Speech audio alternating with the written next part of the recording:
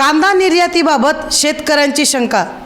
वेळखाऊ निविदा पद्धतीमुळे फायदा होण्याची चिन्हे कमी। देशभरात निवडणुकीची धुमाकूळ सुरू असतानाच केंद्र सरकारने आज कांदा उत्पादकांतील नाराजगी दूर करण्यासाठी बांगलादेश, संयुक्त अरब अमिराती, भूतान, बहारीन, मॉरिशस आणि श्रीलंका या 6 देशांना 99,150 टन इतका कांदा निर्यात करण्यास परवानगी दिली आहे।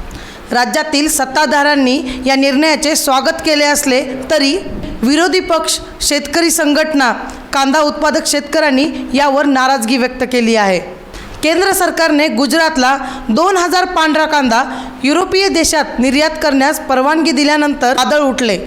आज 6 देशात कांदा निर्यात करण्यासाठी परवानगी केंद्र सरकारकडून मिळाली आहे। कांदा निर्यातीच्या या निर्णयामुळे आता शेतकऱ्यांना भडकवता येणार नाही, याचे विरोधकांना दुःख होत आहे। त्यांना शेतकऱ्यांचे काही देणे घेणे नाही, त्यांना फक्त या मुद्द्यावरून राजकारण करायचे आहे, असे मत महाराष्ट्र राज्याचे उपमुख्यमंत्री देवेंद्र फडणवीस यांनी व्यक्त केले आहे। कांदा निर्यातीचे दार आता उघडे झाल्यामुळे देशभरात कांद्याचे भाव वाढतील। मोदी सरकार हे शेतकऱ्यांच्या पाठीशी आहे।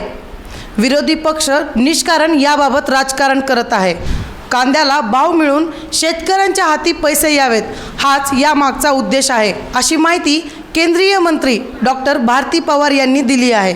मागील वर्षाच्या तुलनेत कांद्याचे उत्पादन कमी असताना सरकारने फक्त ग्राहकांचा विचार केला, तर शेतकऱ्यांचा तोटा विचारात घेतला नाही। ऐन निवडणुकीच्या काळात कांदा पट्ट्यातील शेतकऱ्यांचा रोष कमी करण्यासाठी सरकारने निर्यातीचे प्रयत्न दाखवले आहेत, असे मत महाराष्ट्र राज्य कांदा उत्पादक शेतकरी संघटनेचे अध्यक्ष भारत दिघोळे यांनी व्यक्त केले आहे। कांदा निर्यात बंद झाल्यामुळे कांद्याचे भाव अतिशय कमी होते।